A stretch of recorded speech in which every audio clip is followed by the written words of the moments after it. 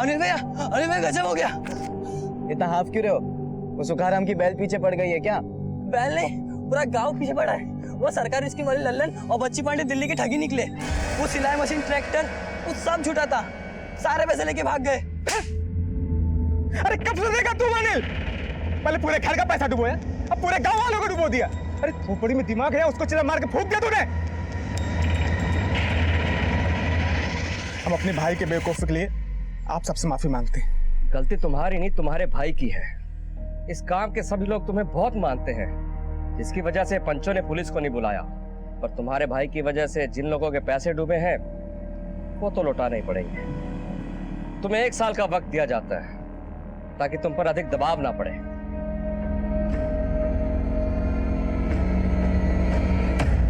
अगर 1 साल तक गांव वालों का पैसा चुकाते रहे तो हमारे पास क्या बचेगा? ये बात अपने लाडले देवर से पूछो। अरे मैं कहता हूँ ये झंझटों में पड़ने की क्या जरूरत थी? अरे तो हम क्या जिंदगी भर खेतों में आपकी तरह मजदूरी करते बैठे? भैया आपने तो कभी बड़ा सोचा ही नहीं। अगर दावा सही लग जाता ना तो जिंदगी संवर जाती हमारी। जिंदगी कोई बछड़ा नहीं है जो पैदा होते ही खड़ा हो जाता है। किस्मत और जिंदगी बदलने के लिए मेहनत करनी पड़ती है। भैया मेहनत करने से सिर्फ जरूरतें पूरी होती है, सपने नहीं। चुप रहो, हमारे सपनों के चक्कर में और कितना झेलेंगे हम? अरे तो मत झेलिए ना। अरे अनिल, क्यों डांटते रहते हैं हमेशा उसे? भाइयों के बीच की बात है, तुम चुप रहो।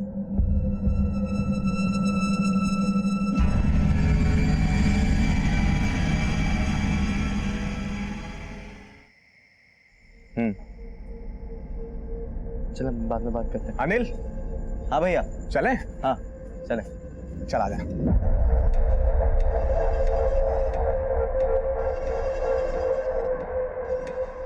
दीदी, आप बड़ी किस्मत वाली हो। सुभाष भैया कितना ख्याल रखते हैं आपका। प्रकाश की याद आ रही है? फिक्र मत कर, शहर गया है, बॉर्डर पर नहीं, कुछ ही घंटों में आ जाएगा। उनके लौट के आने से भी क्या होगा दीदी? वो पास होते तब भी यही लगता है कि कहीं और है वो। उदास क्यों होती है?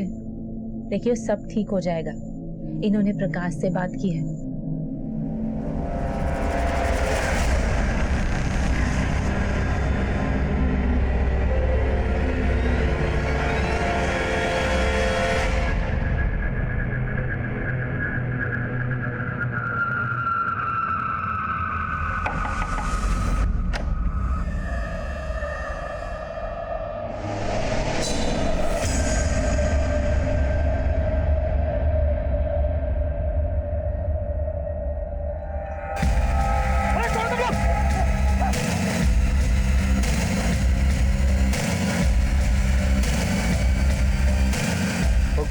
गोपाल की जय कन्हैया लाल की।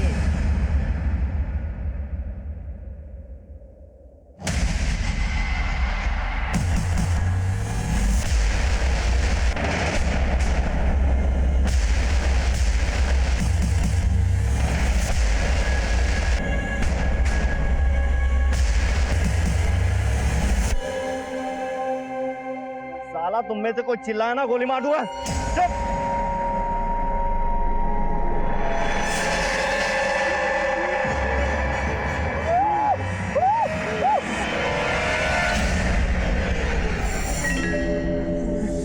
इसको ले चलो।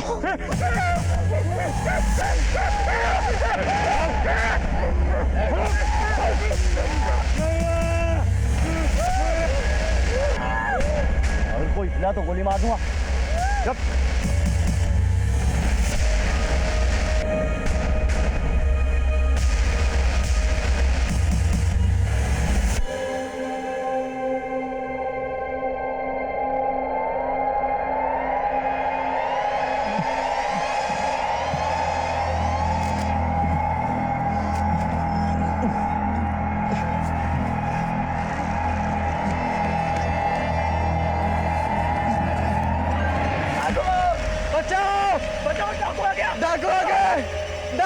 डाकू आ गए, बचाओ! अरे जागो जागो, अरे डाकू आ गए, बाहर निकलो सब। अरे डाकू आ गए।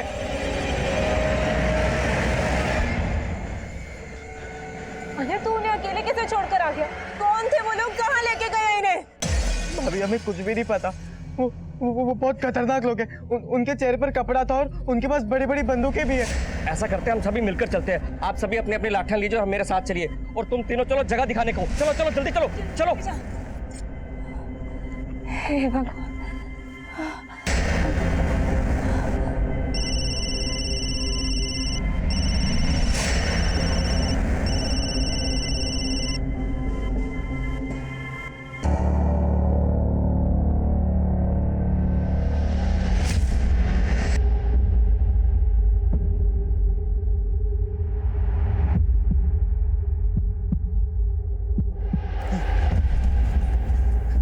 सरपंच जी, ये वही जगह जहाँ पर हम पे हमला हुआ था, वही कई झाड़ियों के पीछे हमें बांध के रखा था।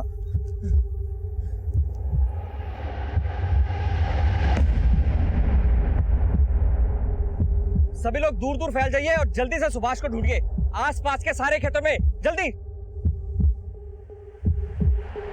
सुभाष, सुभाष भैया, सुभाष, सुभाष,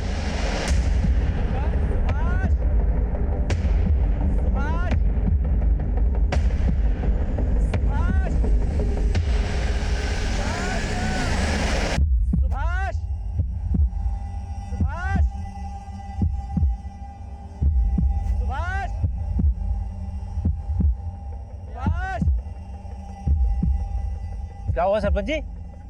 डाकू आए थे, अनिल, पीयूष और धर्मपाल को बुरी तरह से पीटा, और शायद वो सुभाष को अपने साथ ले गए। वो कहीं मिल ही नहीं रहा है। क्या? सुभाष, सुभाष भैया, सुभाष, सुभाष भैया, सुभाष, सुभाष भैया, सुभाष, सुभाष, सुभाष।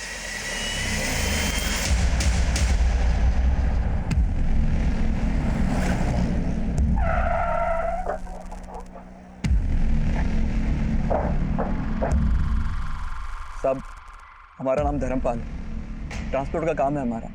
टेम्पो, ट्रैक्टर ये सब भाड़े पर देते हैं हम। कल रात हिसाब का पैसा लेकर लौट रहे थे तो गमछा पहने 3 लोगों ने हम पर हमला कर दिया, हमें पीटा। एक के पास तो बंदूक भी थी साहब, हमसे हमारे पैसे भी छीन लिए और फिर हमें बांध कर वहीं इंतजार करने लग गए। और फिर बेचारा वहाँ सुभाष आ गया और फिर अनिल और पीयूष आ गए। साहब, हम और पीयूष वहाँ से खाट लेकर आ रहे थे, फिर अचानक हम पर लाठियों की बरसात होने लगी। हमें तो पता ही नहीं चल रहा था साहब कि क्या हो रहा है। उन लुटेरों के चेहरे नहीं देखे तुमने, पर उनकी बातें तो सुनी होगी। वो क्या बातें कर रहे थे आपस में? नहीं साहब, आपस में ऐसा कुछ तो बात नहीं कर रहे थे, बस बार बार हमको धमका रहे थे। फिर हम सबको बांध दिया साहब और सुभाष भैया को वहाँ से पीछे की ओर लेके चले गए। और साहब फिर थोड़ी देर बाद हमने हिम्मत की, अपने हाथ खोले और अपनी जान बचाने के लिए भागे साहब। इससे पहले तुम्हारे गांव में कोई ऐसी वारदात हुई है क्या? साहब, इससे पहले भी 1-2 लूटपाट की वारदातें हुई थी, मगर वो लोग ऐसे किसी को साथ में नहीं लेके गए। प्रकाश, तुम्हारे भाई सुभाष की किसी के साथ कोई दुश्मनी थी क्या? सुभाष भैया को हमने इतने सालों में किसी के साथ लड़ते झगड़ते नहीं देखा। शायद कोई ऐसा हो जो ये जानता हो कि रात को सुभाष खेतों को पानी देने जाने वाला है और उसने मौके का फायदा उठा लिया हो। साहब, आमतौर पर खेत में रात को पानी देने मैं जाता हूँ। कल मैंने भैया से कहा कि इस बार मंडी मैं जाऊंगा। हमें नहीं पता था कि भैया के साथ ये सब हो जाएगा। ये सब हमारे कारण हुआ। अनिल, पीयूष और धर्मपाल, तीनों के बयान बिल्कुल एक जैसे हैं। लग तो यही रहा है कि मामला लूट का है, पर एक बात समझ में नहीं आ रही है। अगर ये मामला सिर्फ लूट का है तो फिर वो लोग सुभाष को अपने साथ क्यों ले गए? सर, पूरा खेत और आसपास के जंगलों में शांत है।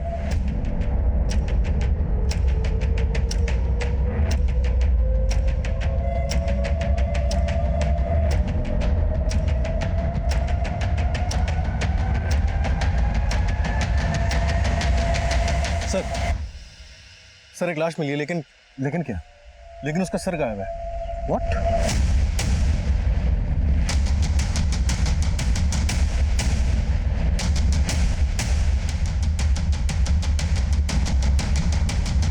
भैया,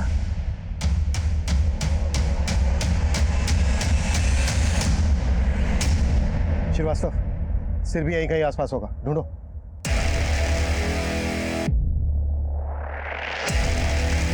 रुक, क्या? अरे रोक, कह रहा था। संभाल के पकड़ इसको। इस आदमी ने परेशान करके रख दिया यार। अरे चाचा यार, तू अपना इलाज क्यों नहीं करवाता? पानी पीता कम है, निकालता ज्यादा है। अब जल्दी कर, वो उल्टी खोपड़ी गिरा देगा। हाँ चल बैठो जल्दी यार, बैठो बैठे। हाँ चले।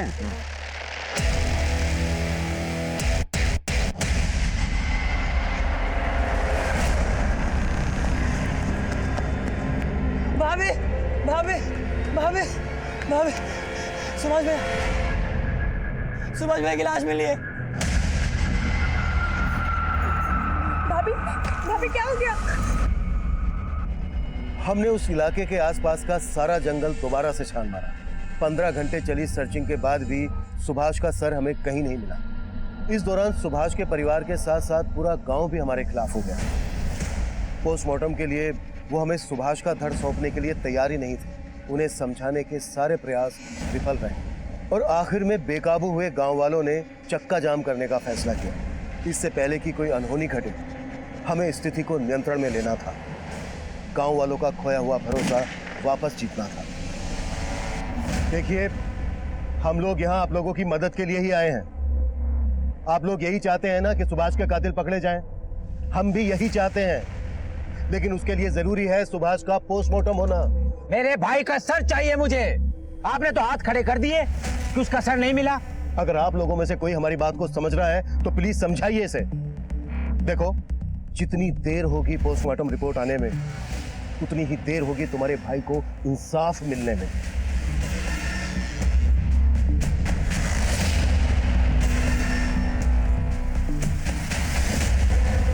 पूरा जंगल दोबारा से स्कैन किया।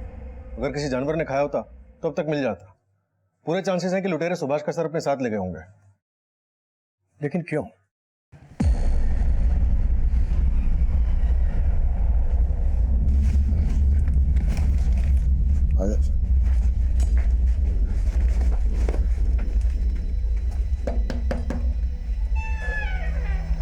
काम हो गया आपका।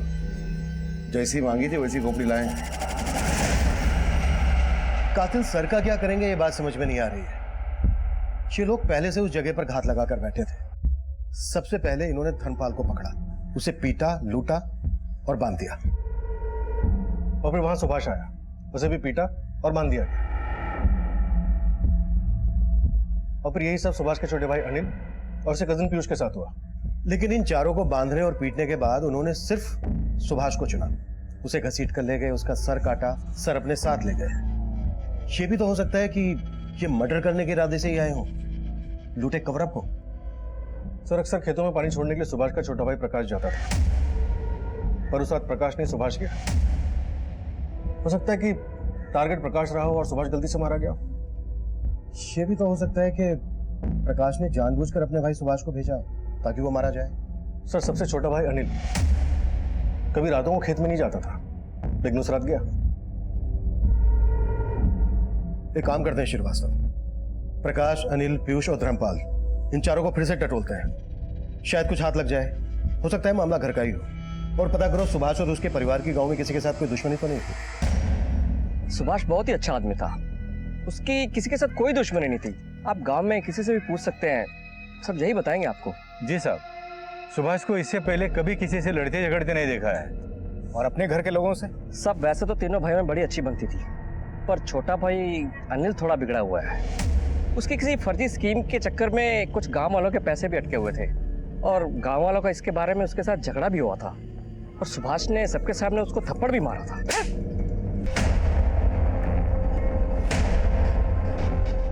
वो दिन क्यों चुना? कैसा सवाल है साहब? बहुत ही सीधा सा सवाल है प्रकाश। रोज खेतों को पानी देने तुम जाते थे और तुम्हारा भाई सुभाष मंडी, लेकिन उस दिन उल्टा हुआ और तुम्हारा भाई मारा गया। पर मुझे मालूम होता उस दिन वहां कुछ ऐसा होने वाला है, मैं खुद जाता, भैया को कभी नहीं जाने देता। सब सुभाष, प्रकाश और अनिल, जहाँ तक हम जानते हैं तीनों भाइयों में बहुत अच्छी बनती थी। सीधे साधे लोग हैं साहब। आप बार बार हमसे वही सवाल क्यों पूछ रहे? साहब, हमने हमारे भैया को खोया है और साहब हमें परेशान करने से अच्छा आप जाके भैया के कातिलों को ढूंढिए। हमें आपको जो कुछ भी बताना था ना, हम आपको सब बता चुके। ठीक से याद कर लो अनिल, क्या वाकई में तुमने हमें सब बता दिया है? जी साहब, सब बता चुके। पूरी पंचायत के सामने तुम्हारे भैया सुभाष ने तुम्हें थप्पड़ मारा था, ये बात तो तुमने हमें बताई नहीं। और ना ही अपनी उस फ्रॉड सरकारी स्कीम के बारे में हमें बताया। साहब अनिल ने जानबूझ के फर्जी स्कीम सबको नहीं बेची थी साहब। और साहब धोखा तो हमारे साथ भी तो हुआ ना साहब। लेकिन सुभाष ने इसके लिए अनिल को जिम्मेदार ठहराया था, उसकी बेइज्जती की थी सबके सामने। इसलिए अनिल ने और तुमने मिलकर सुभाष को ही कहीं। ये क्या बोल रहे साहब आप? ना मैं ऐसा कर सकता हूँ ना अनिल। तो क्या प्रकाश ऐसा कर सकता है? आप पागल हो गए? हमारे लिए और प्रकाश भैया के लिए सुभाष भैया पिता समान थे। साहब कुछ भी बोले जा रहे हो आप। गुस्से की धार अक्सर रिश्तों की डोर काट देती है। जब सुभाष ने सबके सामने तुम्हें थप्पड़ मारा था, गुस्सा तो आया होगा तुम्हें। तीनों भाइयों का रिश्ता इतना कच्चा नहीं था साहब। लेकिन ये बात एकदम पक्की है कि किसी ने तगड़ी दुश्मनी निकाली तुम्हारे भाई से, वरना कोई उसका सर काट के क्यों ले जाता। अगर दुश्मन घर के भीतर का नहीं है तो फिर कौन हो सकता है? हम नहीं जानते। पता नहीं साहब।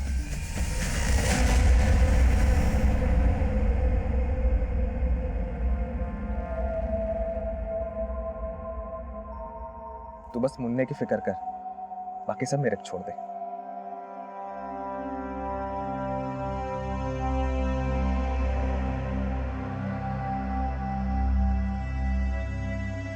दीदी मुझे कुछ ठीक नहीं लग रहा है। प्रकाश कभी मंडी नहीं जाते थे, लेकिन उस दिन गए। उस रात जब ये सब हुआ तो हमने उन्हें फोन भी किया था। उन्होंने फोन काट दिया और फिर बंद कर लिया। क्या ये सब इत्तेफाक है? प्रकाश, अनिल, पीयूष, धर्मपाल सबके सब एक ही बात दोहरा रहे हैं। इनमें से कोई तो है जो कुछ छुपा रहा है। कुंडली निकालो सबकी। सर जिस तरह से सर काटा गया उससे लगता है किसी पेशेवर का काम है। 3 लोग थे, किसी गैंग से जुड़े हुए हो सकते हैं। शायद सुभाष के किसी दुश्मन ने सुपारी दी हो। पंजरिया गांव के आसपास के हिस्ट्री शीटर्स को खंगालो, खबरियों को लगा दो काम पर। और रिकॉर्ड्स कब तक आ रहे हैं? कल तक आ जाएंगे सर। गुड। मर्डर का मोटिव पता करना होगा। सुभाष को क्यों मरवाया गया और उसके सर के साथ क्या किया गया।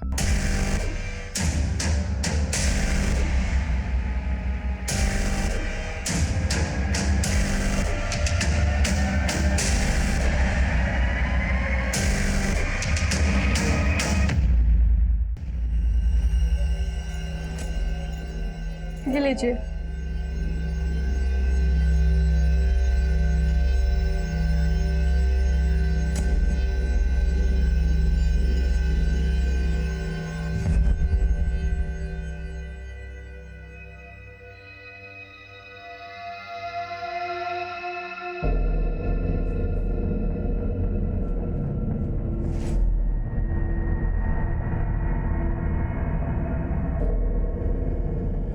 साहब सुभाष के घर पे तो मातम सा छाया हुआ।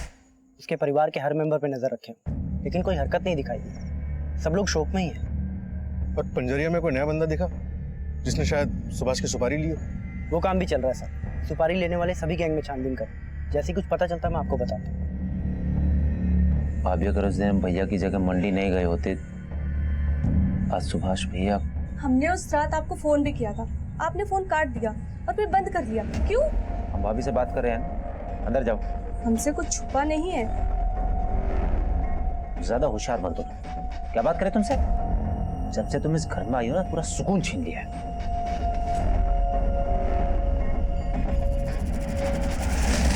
अरे बाहर निकल यार, जब देखो बाथरूम में घुसा रहता है। ये मजा आ गया। मजा आ गया? ऐसा थोड़ी ना होता है। इतनी मेहनत की है, पैसे मिले नहीं है। अरे भतीजे थोड़ा ठंड रख। तेरे चाचा ने डबल डील की है। एक कटे हुए सर के 2 इनाम मिलने वाले। देर सवेर तो होती रहती है। इधर ज्यादा देर रुकना ठीक नहीं है, बाकी वर्दी वाले कुत्ते सूंघ लेंगे हमें। अरे भतीजे कहा ना थोड़ी ठंड रख, कुछ नहीं होगा। एक ऐसे ही चाचा भतीजे की जोड़ी देखी थी हमने, दिखने में ऐसा लगता था किसी पागलखाने से भाग कर आए हैं। भतीजे कितनी बार तुमको बोले हमारे रहते जेब में हाथ मत डाला करो। ए, बजा बजा, अब बजा। कितना बोलो? 40। सब इतना नहीं है चाची। कितनी बार बोले हैं घर से निकलते छुट्टे रखा करो।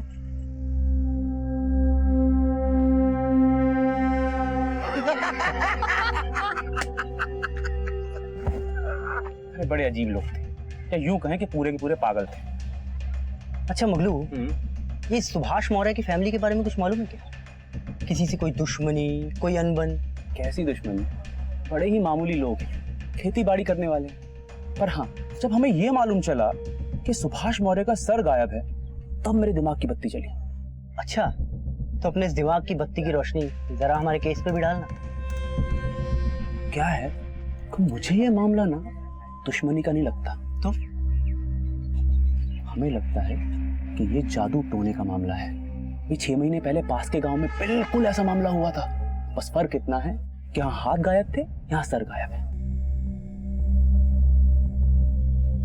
सर, सुभाष की पोस्टमार्टम रिपोर्ट आ गई है। गला किसी तेज धार वाले हथियार से काटा गया, वो भी एक ही बार में। बॉडी पे गए घाव है, लेकिन मौत गला कटने से हुई है। लेकिन ये सर काट कर ले जाने के पीछे क्या मकसद हो सकता है? सर, ये कोई घरेलू मामला नहीं लग रहा है। खबरी भोला से फोन पे बात हुई थी, वो भी आ ही रहा है। उसका कहना है कि पंजरिया से कुछ 25 किलोमीटर दूर सूरागंज गांव में कुछ इसी तरह की वारदातें घटी थी। कहना है कि कोई जादू टोने वाला मामला है। जादू टोना यानी नरबली दी गई है। लेकिन उस वक्त वहां पर 4 लोग मौजूद थे, उनमें से सिर्फ सुभाष को ही टारगेट क्यों बनाया गया?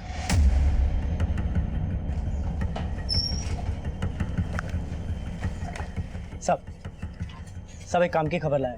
बोल। वो अपना हिस्ट्री शीटर है ना, विराज बनारसी, पंजरिया में देखा गया।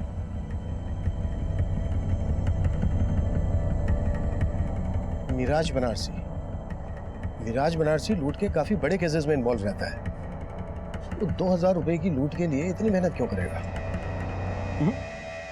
बाद में कोई वजन नहीं है। एक भारी खबर भी लाया साहब। बोलना। गांव में 2 नए कबूतर आए, चाचा भतीजे की जोड़ी। देखने में पागल टाइप के हैं। सर, हो सकता है कि उनका इस केस में कोई हाथ है। चाचा भतीजे की जोड़ी। जिसने भी इस जोड़ी को देखा है उसकी मदद से इनके स्केचेस बनवा। और ये जादू टोने के बारे में क्या बोल रहा था? हाँ साहब, वो सूरागंज गांव है ना साहब, वहाँ पे भी ऐसे 2 केस सामने आए। 2 लाशें मिली, एक का सर गायब है और एक का हाथ। हमें इस जादू टोने वाले एंगल में और घुसना चाहिए, क्योंकि सर काटने के पीछे ही वजह हो सकती है।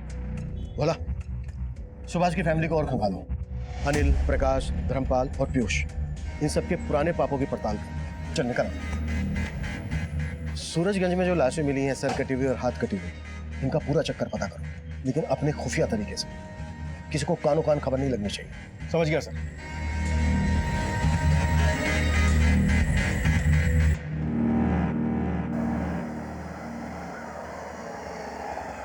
नाम तो हमारा इंद्रजीत है, लेकिन जिंदगी से हारे हुए। राहु केतु किस्मत पे ऐसा डेरा डाल के बैठे हैं कि पूछो नहीं। बहुत उम्मीद लगा के तुम्हारे इस गांव में आए हैं भैया। सुना है कोई जादू टोने वाले बाबा रहते हैं यहाँ पे? बाबू, सही जगह आए। आओ मेरे साथ। यहाँ एक बाबा सुल्तानपुरी रहते हैं जो रूहानी ताकतों को बस में करना जानते हैं। ऐसा कोई मर्ज नहीं जिसका इलाज ना हो उनके पास में। बोलो तो मैं मीटिंग करा दूं, मगर तुमको मुझे 1000 रुपये देने होंगे। भैया, जितना पैसा बोलोगे दे दूंगा, लेकिन मेरा काम जरा पेचीदा है। कर पाएंगे तुम्हारे बाबा? ऐसा कोई काम नहीं जो बाबा के लिए मुश्किल हो। इधर आओ। मुझे नरबली देनी है। नरबली? हाँ, उसी से मेरा बेड़ा पार होगा। कर पाएंगे तुम्हारे बाबा? हो तो जाएगा, मगर थोड़ा पैसा ज्यादा लगेगा। अरे भैया, जय हो सुल्तानपुरी बाबा के लिए चलो मुझे वहां पे। चलो जल्दी चलो। तुम्हारी बिगड़ी बन जाएगी। 2 लाख रुपए लेके आओ और अपनी सभी समस्याओं से छुटकारा पाओ। 2 लाख? ठीक है बाबा, मैं अभी जुगाड़ करके लेकर आता हूँ।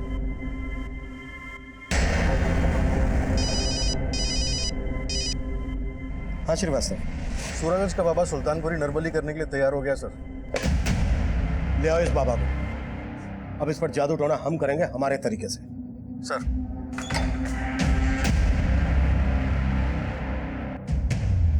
एक और हम जादू टोना और नरबली के एंगल में आगे बढ़ रहे थे, और दूसरी तरफ बाबा सुल्तानपुरी का यूं भाग जाना हमारे शक को और पुख्ता कर रहा था। हम हर उस दरवाजे पर दस्तक दे रहे थे जो इस केस का रास्ता खोल सकता था।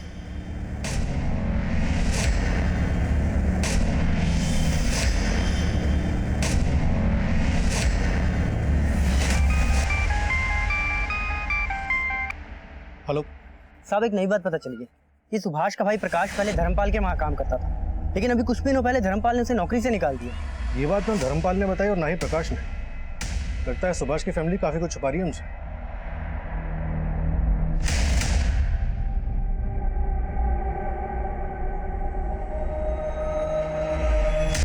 प्रकाश धर्मपाल के लिए काम करता था, ये बात दोनों ने छुपाई हमसे। सर मैंने धर्मपाल के कॉल रिकॉर्ड्स भी चेक किए। पिछले 1 महीने में उसके एक नंबर से 2-3 बार लंबी बातें हुई हैं। फिलहाल ये नंबर स्विच ऑफ है और किसी फेक आईडी पे लिया गया। जाहिर है किसी गलत काम के लिए लिया गया होगा। धर्मपाल को भी बुलाओ, प्रकाश को भी बुलाओ। नहीं साहब, हम नहीं जानते इन्हें। यही पूछने बुलाया था क्या साहब आपने? नहीं, कुछ और भी पूछना था। सुभाष का छोटा भाई प्रकाश तुम्हारे यहाँ काम करता था, ये बात तुमने हमसे क्यों छुपाई? साहब इसमें छुपाने वाली क्या बात है? वो काम में अच्छा नहीं था, हमने उसे निकाल दिया, तो फिर इसमें कौन सी बड़ी बात हो गई? साहब आप भी कहाँ से कहाँ कनेक्शन ढूंढने में लगे हैं। अरे हाँ, कनेक्शन से याद आया, एक नंबर है, इस नंबर से पिछले महीने तुम्हें 3 बार कॉल आया था। ये नंबर किसी राजवीर चतुर्वेदी के फेक आईडी पर रजिस्टर्ड है। कौन है बंदा? साहब कैसे याद रहेगा, आप ही बताइए। रोज न जाने कितने फोन आते हैं ये टेम्पो ट्रैक्टर का किराया जानने के लिए, उन्हीं में से किसी से बात हुई होगी हमारी। बाकी इस वक्त ऐसा कुछ याद नहीं आ रहा है। याद आ जाता तो अच्छा होता, क्योंकि अगर तुम्हें याद आने से पहले हमने पता लगा लिया ना, तो बहुत दिक्कत हो जाएगी तुम्हारे लिए।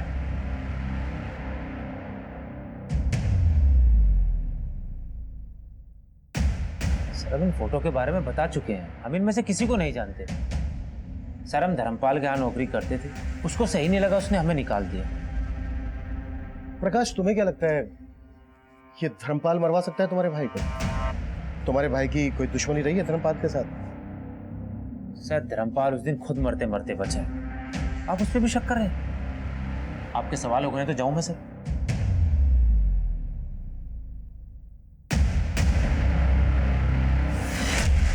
सच बोल रहा हूँ भाई, सुभाष ने प्रकाश की शादी उससे बिना पूछे तय कर दी थी।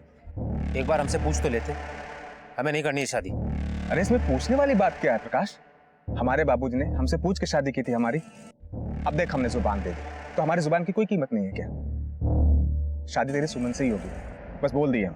हाँ सच है कि हम सुमन से शादी नहीं करना चाहते, नाराज थे भैया से। इसका मतलब ये तो नहीं कि हम अपने भैया को मार दें। अगर हमें मारना ही होता ना तो हम अपनी बीवी को नहीं मार देते। मतलब मारने के बारे में तुमने सोचा जरूर था? हम तो ये सोच रहे हैं साहब, आपके गोल गोल घुमाने में दिलचस्पी है, हमारे भैया के कातिलों को ढूंढने में नहीं। हमें शादी के खिलाफ थे, लेकिन हम अपने भैया के फैसलों की इज्जत करते थे। सुमन के साथ शादी करके खुश हो तुम? जी नहीं, काट रहे हैं, बिना किसी शिकायत के काट रहे हैं।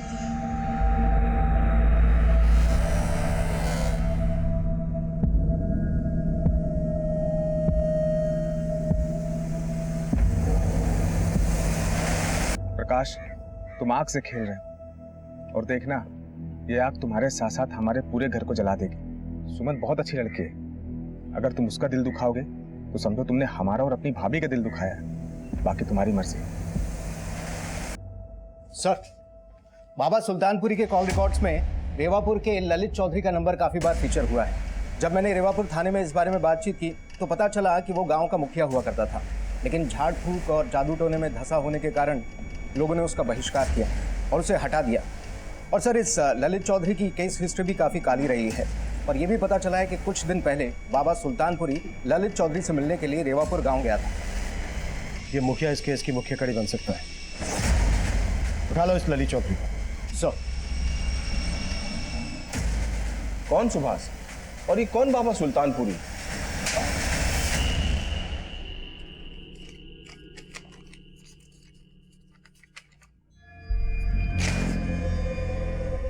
पिछले महीने में कम से कम 11 बार बात हुई है तेरी बाबा सुल्तानपुरी से, और गांव वालों ने बताया कि तू उससे मिलने भी गया था। अब जल्दी से बाबा का ठिकाना बता दे हमें, नहीं तो तुझे ठिकाने लगा दूंगा। अरे साहब, गांव वालों को तो पता नहीं किसी जन्म का बैर है मुझसे। झाड़ फूक के झूठे इल्जाम में मुझे मुखिया की कुर्सी से हटा दिया। अब ये इल्जाम, कसम से साहब मैं किसी बाबा बाबा को नहीं जानता। सिद्धार्थ, सर इसकी हेकड़ी तो निकाल। सर, इस ललित चौधरी को काफी तोड़ा, लेकिन लगता है बहुत ही मोटी चमड़ी का है, टूटने का नाम नहीं ले रहा है। लेगा, जरूर लेगा, तोड़ते रहो। सर श्रीवास्तव, तुम ललित चौधरी की घर की तलाशी के लिए निकलो। शायद कोई काम की चीज हाथ लग जाए। सर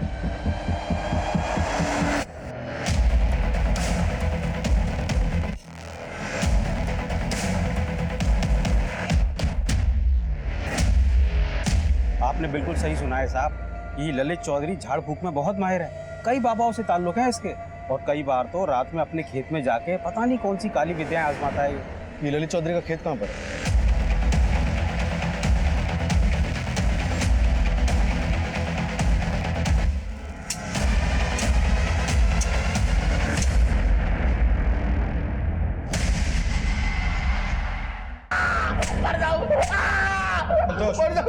मत मारो साहब, मैं बताता हूँ मैंने ही वो खोपड़ी अपने खेत में दफन की थी, पर मैं ये नहीं जानता कि किसकी खोपड़ी थी। मुझे तो बस बाबा गुलफाम आजाद ने ये कहा था एक खोपड़ी का बंदोबस्त करो।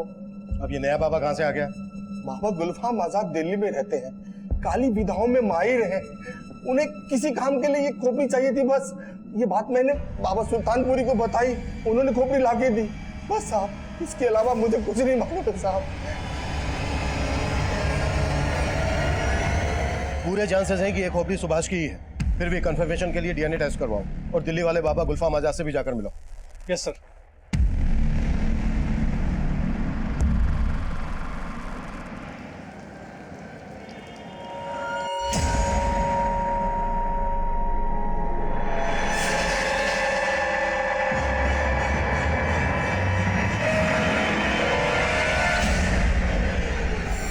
सर, इन चाचा भतीजा का भी क्रिमिनल रिकॉर्ड रहा है।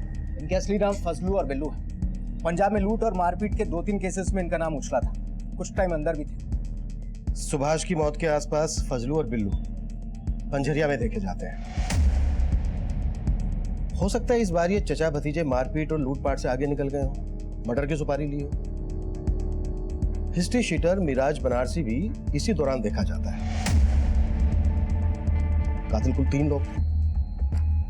अगर देखा जाए तो कड़ियां जुड़ तो रही हैं, लेकिन कई सवाल भी खड़े कर रही हैं। अगर हम ये मानकर चलें कि इन चाचा भतीजे ने बाबा सुल्तानपुरी को इंसान की खोपड़ी सप्लाई करने के लिए सुभाष का सर कलम किया, तो सवाल ये उठता है कि सुभाष ही क्यों, अनिल, पीयूष और धर्मपाल क्यों नहीं?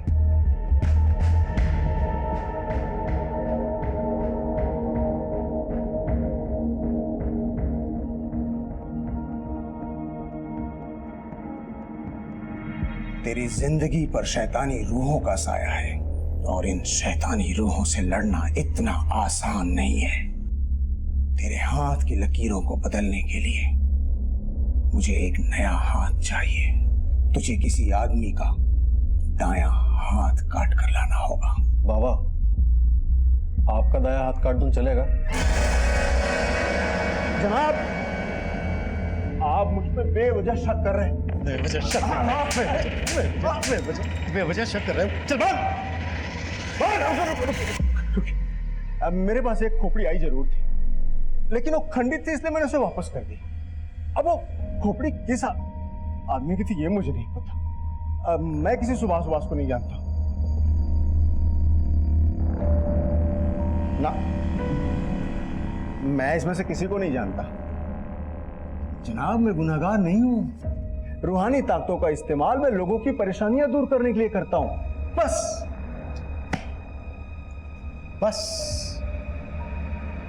अब खुद की दूर करने के लिए करना, क्योंकि जेल में तुझ पर बहुत सी परेशानी आने वाली है।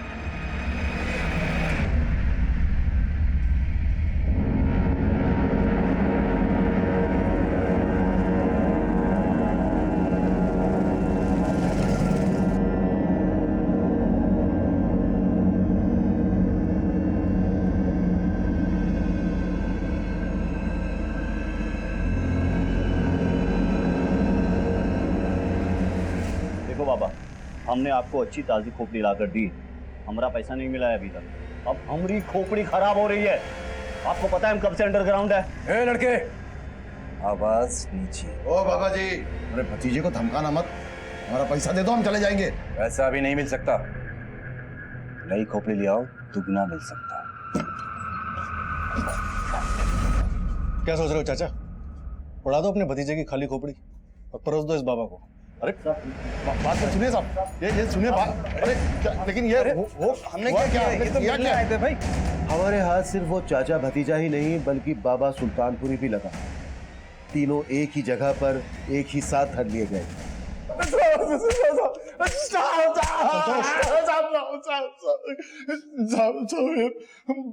बाबा सुल्तानपुरी बहुत उल्टी खोपड़ी है साहब। उसने हमको 2 लाख रुपए ऑफर दिया कटी हुई मुंडी लाने के लिए साहब, मुझे ललित चौधरी ने 5 लाख रुपए देने का वादा किया था। उसे एक इंसानी खोपड़ी चाहिए थी साहब। उसने कहा था काम खत्म होने के बाद पैसे देगा। मुझे बाबा गुलफाम आजाद ने 20 लाख रुपए देने का वादा किया था। किसी विधि के लिए उन्हें खोपड़ी चाहिए थी। जब उन्होंने खोपड़ी देखी तो वो नाराज हो गए। क्यों? ये नहीं चलेगी, इसके जबड़े टूटे हुए हैं। बाबा बड़ी मेहनत से मिली है, आप बोले तो गूंद से चिपका दूं? ले जा इसे, ये मेरे किसी काम की नहीं है। पर सुभाष को ही क्यों मारा? सुभाष के अलावा उस वक्त वहां पर 3 लोग और भी थे। सुभाष को ही क्यों टारगेट बनाया गया? साहब ये चुनाव मिराज बनारसी ने किया है, मर्डर भी उसी ने किया साहब, हमने नहीं किया। एक मिनट, ये मिराज कहाँ से आ गया बीच में? खोपड़ी की डील तो बाबा सुल्तानपुरी से हुई थी ना तुम्हारी? साहब वो हमें डबल डील मिला था साहब। कैसी डबल डील? देखो हमको किसी को टपकाने का काम मिला हुआ है, लेकिन काम बहुत फैला हुआ है, हमसे अकेले होगा नहीं। देखो मिराज भाई, हम लोगों ने आज तक कहीं फूल मर्डर नहीं किया है और ना ही करना चाहते हैं। क्यों भतीजे? सही कहा चाचा। पहले पूरी बात तो सुनो। मारूंगा मैं ही, तुमको सिर्फ साथ देना है। देखो मुझे 1 लाख मिल रहा है, 50 तुमको दूंगा। मिराज भाई फेंको मत, हम जानते हैं आप 2 लाख से कम में काम नहीं करते। तो ठीक है, आखिरी ऑफर 80 दूंगा। बोलो साथ दोगे या कोई और बंदा ढूंढूं? लेकिन हमारी एक शर्त। कैसी शर्त? मतलब हमको मुनाफा डबल मिलेगा साहब, किसी को मारना भी नहीं पड़ेगा और मुंडी भी मिल जाएगी, जिसकी हमें वो सुल्तान बाबा 2 लाख रुपए देने वाला था। और बनारसी 80,000 देगा। मुंडी काटनी है? मुंडी का क्या करोगे तुम? दरवाजे में लटकाएंगे। आपको क्या करना है मिराज भाई? पेट में छुरा मारने वाले हो, गर्दन में मार देना। फिर ठीक है, मुंडी तेरे को गिफ्ट किया। साहब वादे के मुताबिक मिराज ने तो 80,000 दे दिए, लेकिन बाबा सुल्तानपुरी से पैसे नहीं मिले। मुझे भी नहीं मिले साहब, ललित चौधरी ने दिए ही नहीं मुझे पैसे। मुझे भी नहीं मिली। बाबा गुलफाम को खोपड़ी में दरार जो दिख गई। मतलब मिराज को सुपारी मिली थी सुभाष को मारने की, ये सही है? हाँ किसने दी थी? ये तो मेरा जाने साहब, हम आम खाते पेड़ नहीं गिरते साहब। सच कह रहे साहब, सच कह रहे।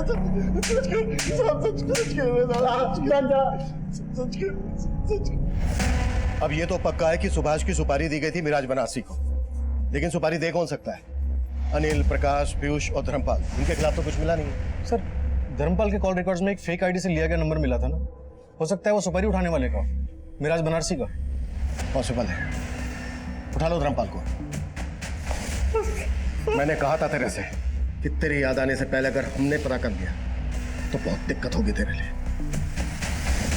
हमें धर्मपाल से मिराज के बारे में कोई लीड नहीं मिली, तभी हमें हमारे खबरियों से मिराज बनारसी के ठिकाने का पता चला।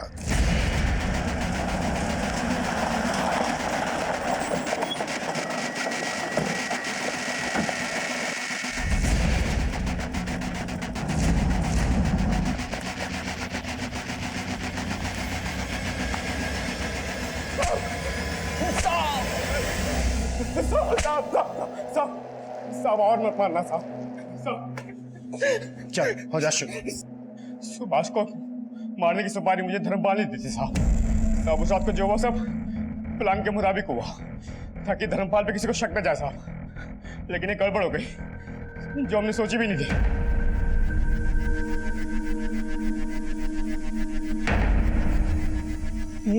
आ रहा है, बांधो जल्दी बांधो।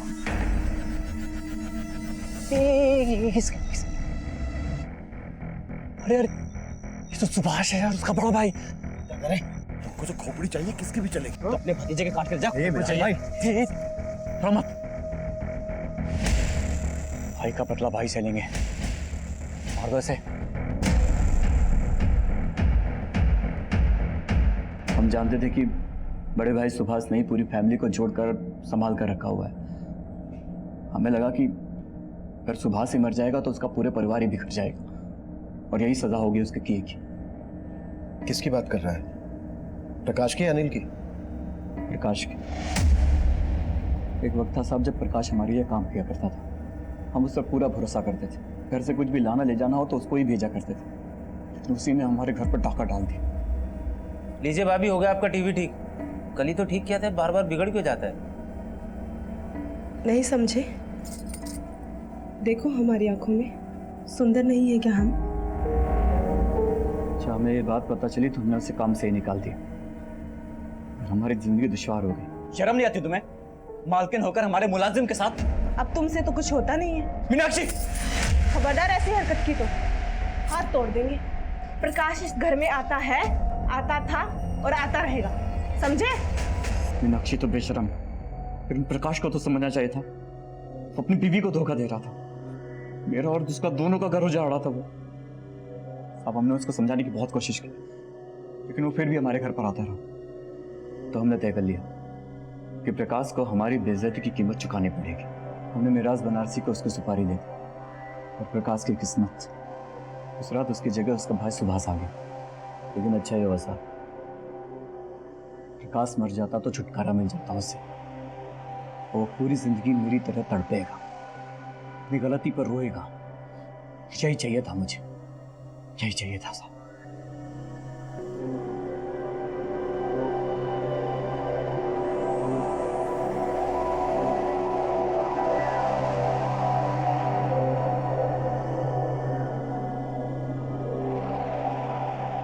धर्मपाल जुडिशियल कस्टडी में है। धर्मपाल की पत्नी मीनाक्षी ने कोर्ट में डिवोर्स फाइल कर दिया है और दिल्ली से पकड़े गए बाबा गुलफाम आजाद ने इंटरोगेशन में ये कन्फेस किया कि वो देश के 5 राज्यों में ऑर्गन सप्लाई का रैकेट भी चला रहा था।